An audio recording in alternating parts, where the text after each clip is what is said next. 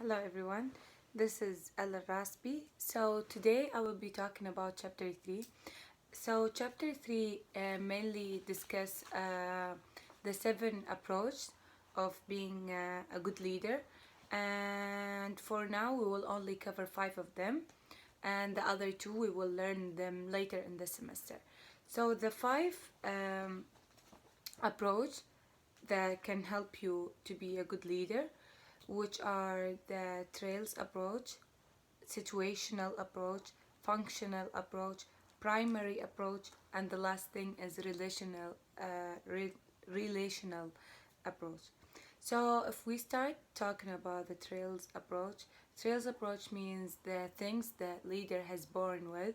So for example, the way that the leader look, or their race, their ethnicity. So those are the things that the leaders were born with, or the things that some people thinks if they have them they can be a good leader, which is not all the time true. And the second thing, or the second approach, it's the situational approach.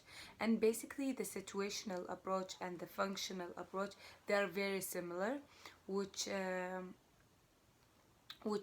really means the beliefs that individuals has, um, or the behaviors that depending on the situation that they are in.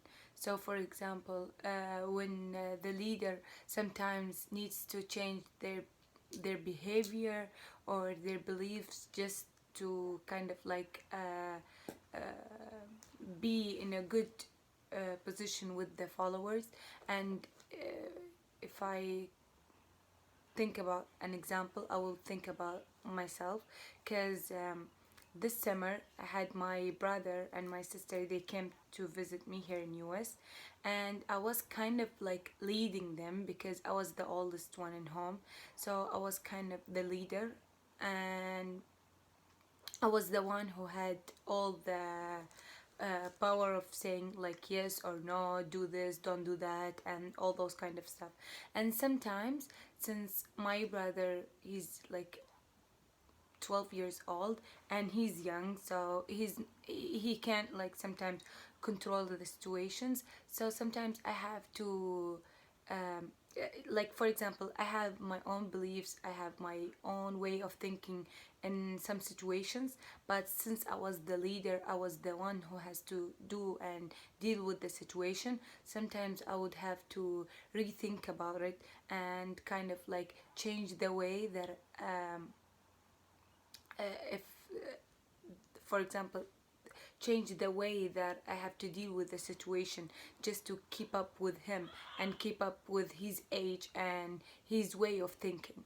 So when I read that these 2 points, like the functional approach and the situation approach, that's reminded me of him when I had to change or kind of like rethink about stuff that I already believe in, just to kind of try to be in the same page with him, since I was kind of the leader and I wanted him to follow me. So I would have to change the way that I believe in some stuff, or the way that I would deal with situations.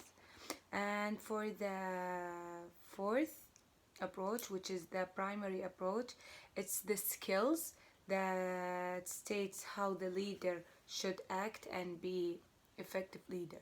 So sometimes leader have to act in certain type or certain way just to keep up with their followers. And the last thing, it's the relational approach, which is basically it's the relationship between the leader and the follower, where they have to be in a good communicating uh,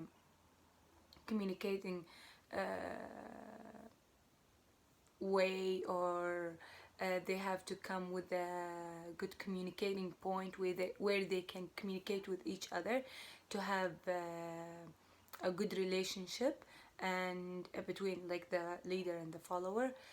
to be succeed in their organization or in their company or whatever they're doing. So they have to have a good communicating skills, to have a good relational approach. And that's all for this chapter, and thank you so much.